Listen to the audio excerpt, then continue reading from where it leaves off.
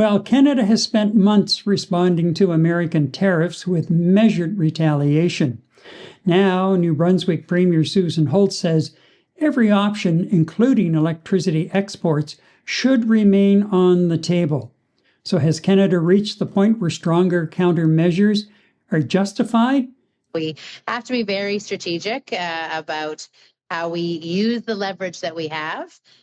But I think one of my colleagues around the table used the quote, you need to walk softly and carry a big stick. Walk softly and carry a big stick. Yeah. That's great advice. Man, can we ever. New Brunswick exports significant hydroelectric power into the northeastern United States. Holt says that should not be ruled out as leverage if trade tensions continue to escalate.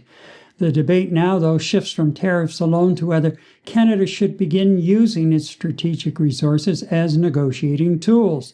Now, if you remember, the current occupant of the Oval Office has said on more than one occasion now, we don't need Canada for anything. Just yesterday. Yes. And as a matter of fact, though, for not needing Canada for anything, if you notice, these latest tariffs that he's threatening to throw at us on the 19th of August, the 50% tariffs, dance around critical minerals, power, and oil. Yep. But yeah, they don't need us for anything. Well, you know what? Electricity is strategic. As I said, New Brunswick supplies a significant amount of electricity into New England. Mm-hmm. Power isn't just another export because it's supporting homes, supporting businesses, and regional grid reliability. So, over the months, we've responded carefully. The thing now is the country prepared to become more aggressive in defending its economic interests? And here's my question for you tonight, and I really want to see some people weighing in on this. Are Canadians running out of patience? I know I am. How about you, Eddie? We talked about this last week, Gary. So am I. Yeah, absolutely. I've just more than I've had my share of it. And, Holt's now talking this way. Ontario Premier Doug Ford, very early on in this whole thing, 18 months ago, was talking about throwing the switch and cutting it off. And don't forget, Quebec also exports a fair amount of electricity into New York. New York, yeah. Exactly. So those three provinces alone, you're feeding an area of the greatest concentration of population in the United States, the Northeast corridor. Indeed. Mm-hmm. And, not only do you have at the lower end of it, Washington, D.C., the seat of federal government, but you have other state capitals, you have all kinds of industry, you have all kinds of financial resources. It's the Rust Belt. The Rust Belt around the Great Lakes. They're completely dependent on power coming in from Ontario. Absolutely. Exactly. So away we go with it. Now, I saw something just prior to going on air, and that was from the Prime Minister. And the Prime Minister is kind of poo-pooing the idea of using electricity as leverage. With all due respect to the Prime Minister, yes, he's been in these high-stakes games in the past. But how much longer do we keep playing nice guy, and how much longer do we keep taking it on the chin every time we turn around, every time we give a concession? Let me ask you this. Are we dealing with a good cop, bad cop scenario here? So here you have the Prime Minister of Canada, Prime Minister Carney, playing good cop, and as you mentioned, it sounded like he might have been poo-pooing some of the stuff coming out of Canada's premiers. Meanwhile, you have Holt, you have Ford of Ontario, Wab Kinew as well from Manitoba was basically suggesting we get more aggressive, and David Eby out of British Columbia. making some statements where he's saying he's feeling sorry for Americans. What did he say? If you can't be friends with Canada, then you almost certainly do not have a friend anywhere in the world. I mean, those are some very, very bold statements being made by the premiers of our provinces. I really think that we're playing good cop, bad cop here.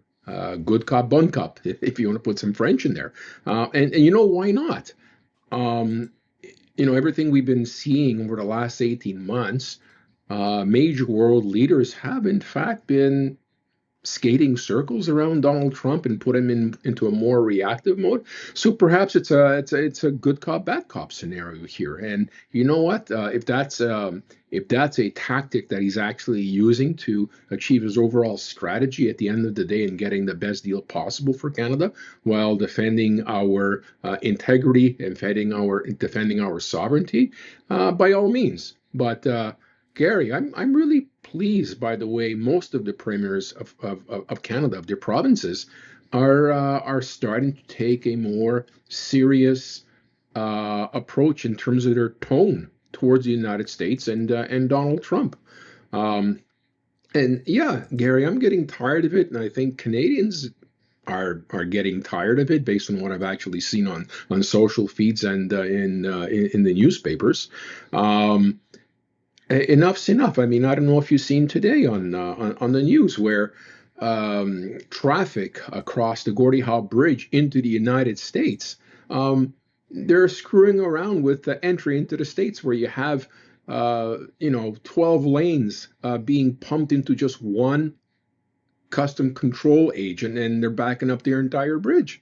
Why? To make it a bad experience so they can possibly send more traffic over to the Ambassador Bridge so Trump's buddy can pick up some more tolls and the mob boss can actually take his cut from that. I don't know, just absolutely ridiculous. And it's getting to the point, Gary, where enough's enough. I think we've got to be a lot more forceful in terms of us defending our sovereignty and defending who we are as Canadians, where, it's enough being pushed around. But you know what? If Mr. Carney's approach is to play the good cop, bad cop scenario, I'm behind it. As long as we feel A, proud to be Canadians, B, our sovereignty is kept in check, and C, we're actually protecting our business interests here. What else can I say? Well, and I get trying to protect the businesses because they're taking it on the chin. Yeah. No question. However, more and more Canadians are getting on the Buy Canadian bandwagon wherever possible. And it's amazing when you start hearing some of the stories from the craft distillers and brewers and the various wineries across the country and how much their sales have gone up thanks to Canadians buying. And elsewhere in the world, some of our allies we can count on, I should say, are also looking to see how they can help to buy Canadian. Yeah. And even in the States, some of the people there, the other day I was on a site and it seemed like there were more Americans posting on that site than Canadians. But they were saying about how they went out of their way when they went to their supermarkets to try and find Canadian products to buy. And they were surprised at how many they did find, and they bought Canadian before they bought American. And by the way, it's pretty easy. It's getting even easier to forget about buying American goods, especially some of the produce that they're shipping up.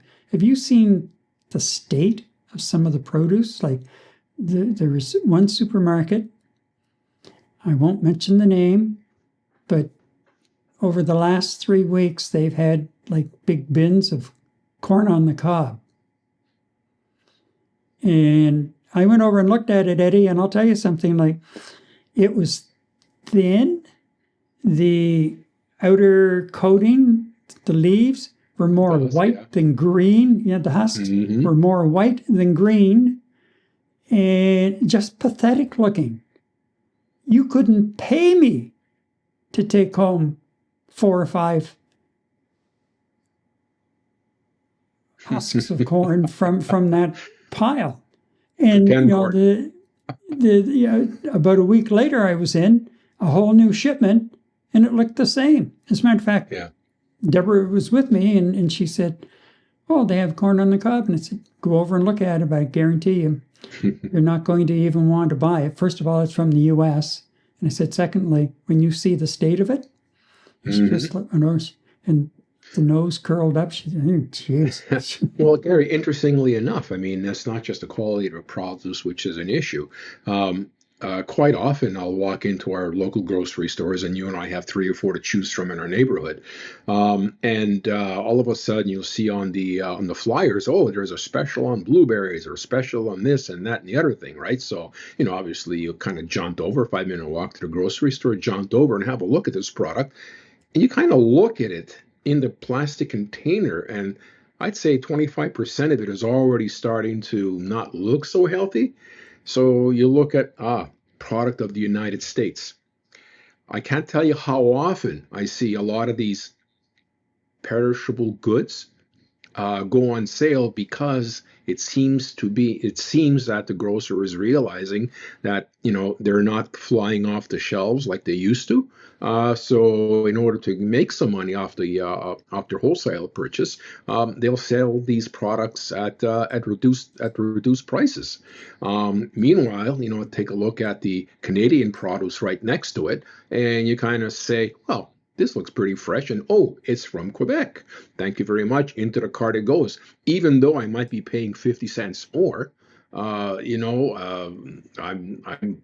it's become second nature to me to purchase Canadian. No, it's not at the beginning. It took a while to get used to focusing on what you're looking at. What are you buying? Looking at products, and where they're made. But I have zero problems finding what I need that's got product of Canada on it, or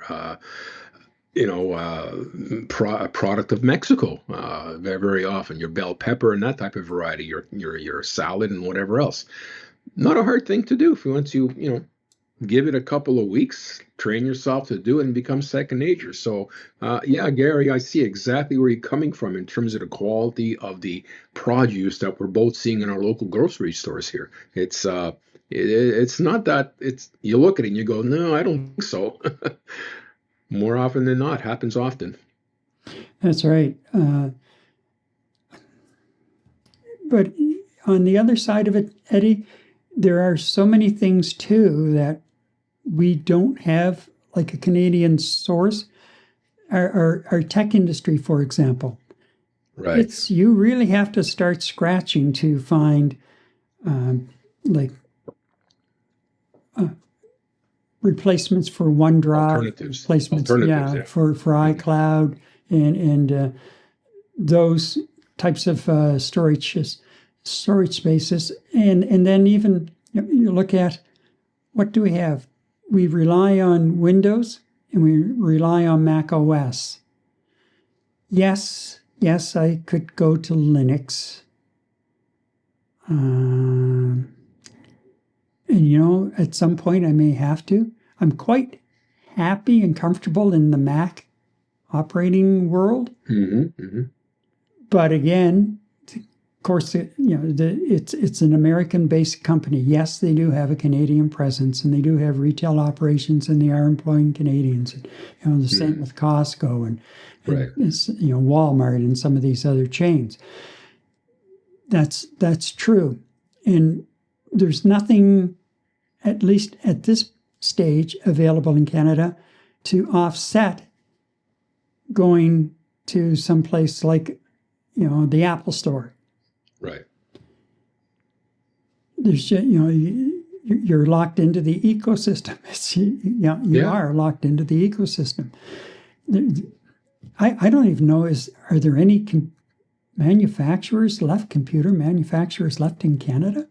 I know back in the 80s there were a few, but I think they were knocked out of business by the big boys at the time, HP, Dell, and No, I don't think we manufacture laptops or desktops here in Canada.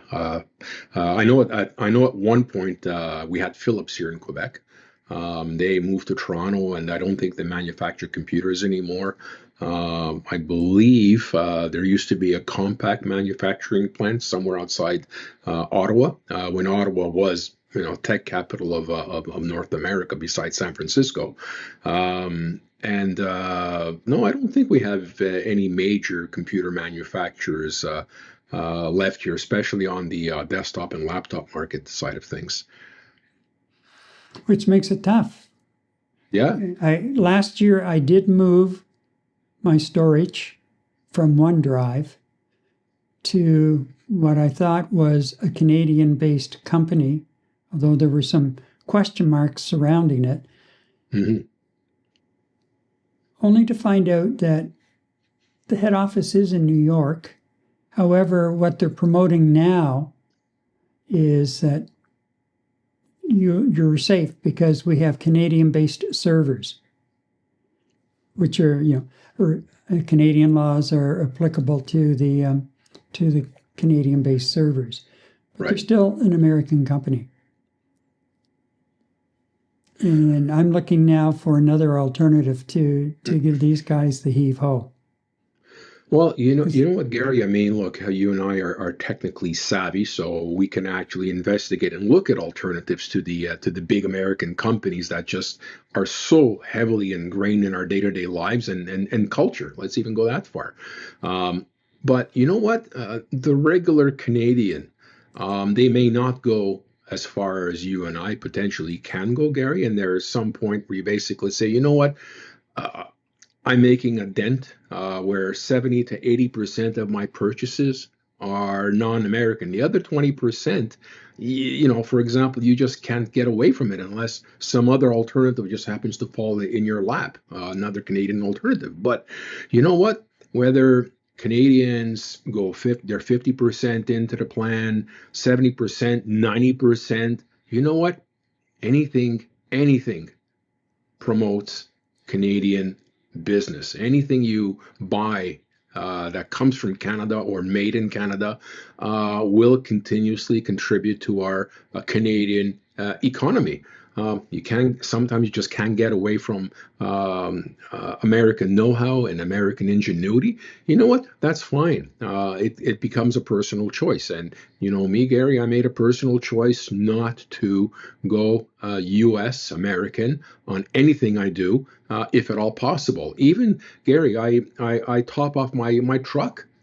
I do not go to American-owned petroleum companies, retailers. I don't even go to Costco anymore.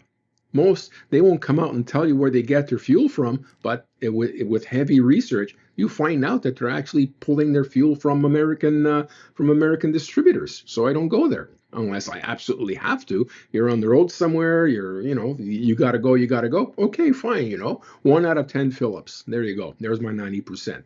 So there's little ways that you can support the Canadian economy, and from what I've seen in some of the many groups that are out there that promote Buy Canadian, a lot of members on these sites, a lot of positive vibes, and the membership of those groups just continues to grow.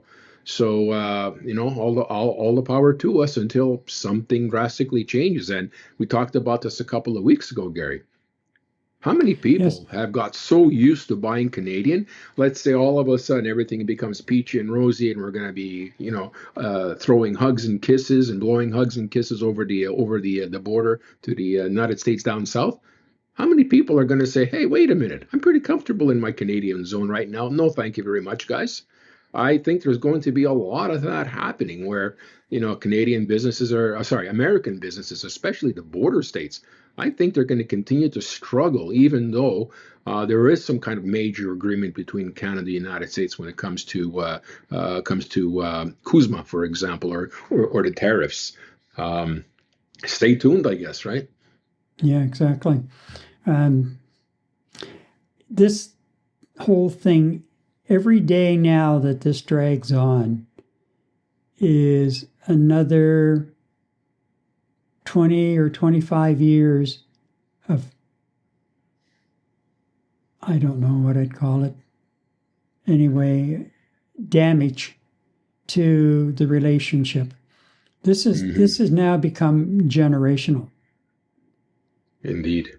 And it's never going to go back to the way it was ever again, for a lot of reasons, including the fact that we're going to be more independent, not all of our eggs in that one basket as far as trade is concerned. And we will have fostered new trading partners, built up new solid relationships, relationships that you can trust, people who sign contracts. And if they honor contracts, and if they have an issue with a contract, then they sit down with you and talk about it first before taking any kind of action to see if there's some kind of a resolution available.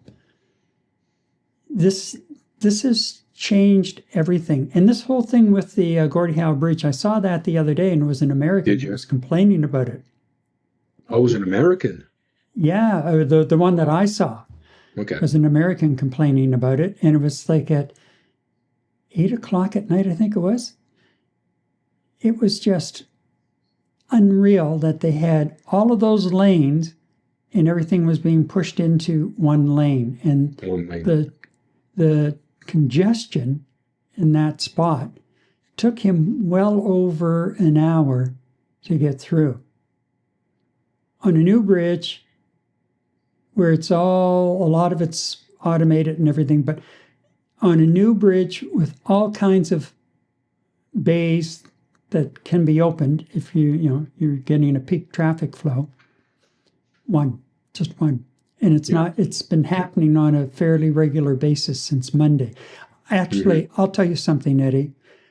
I was really surprised on Monday morning when, after the little ceremony the Canadians had on the Canadian side of the bridge, that traffic started to flow and was actually flowing through U.S. Customs.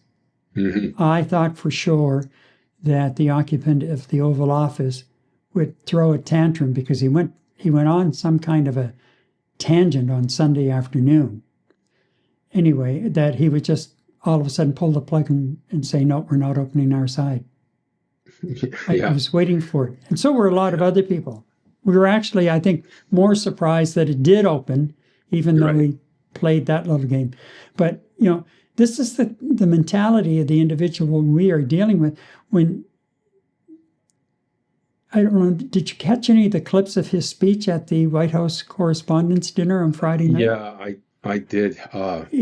Gary, this is an unhinged individual. Well, you should have seen the posts on Truth Social on Sunday. He went just like, you have to see. I can't even begin to describe it and do it any kind of justice. Right. But it was the posts of somebody not there, like totally out of it. Yeah. Whether it was off medications or on certain medications or I'm not sure. But Eddie, I've noticed some of his other rants because I do check in on his Truth Social from time to time to see what we're dealing with. And this one on Sunday was ballistic. And then there was a couple of YouTubers who pulled out some of the worst of it and did a video around it and just said, like, this is our president. This is what we're dealing with. Why isn't somebody taking the bull by the horns here and exercising the rights? What is it, Section 35 or something like that? Section 25 or? Yeah. It's to remove him. Yeah. It's just, this is the man who's followed around by the football. And hopefully those commanders have the gonads to say, no, sir, I can't follow that order. Because Gary, you mentioned bull by the horns. right? You mentioned bull by the horns. So here we have we were speaking about Holt in New Brunswick today, and I mentioned three other premiers that to me seem to be trying to take the bull by the horns. This happens to be our bull, and along with Prime Minister Carney, take ownership of this bull and steer the bull where we want it to go. And I think that's a great analogy, grabbing the bull by the horns, Gary. We need to be firmer in terms of how hard we hold that bull by the horns. And we're never, listen, I'm not saying we should stop doing business with the United States of America. Nobody's ever said that. You've never said that. I never said that. What we need to do, and we say this over and over, is look for alternative paths to doing good, solid, honest business with countries that want to do good, solid, honest business with Canada. And there are plenty of countries out there to do it. Carney's been on his airplane. He's been sending his people on airplanes to do exactly that. Doesn't happen overnight. MOUs are put down to start a negotiating processes, and at some point we're going to see the benefits of all of this. And you know what? Let Donald Trump rant and rave all he wants. We'll listen, we'll laugh. Maybe one day he'll say something sensible, and I'm not going to hold my breath on that. And let's move forward and be economically and business wise Canadians, from the retail, from the consumer like you and I up front, to our business folk up here who actually help drive the economy. Well, again, I think our patience as Canadians has pretty much run its course. Yeah. I think the Prime Minister has to start weighing that into any decisions he's making, because we're tired of taking it on the chin.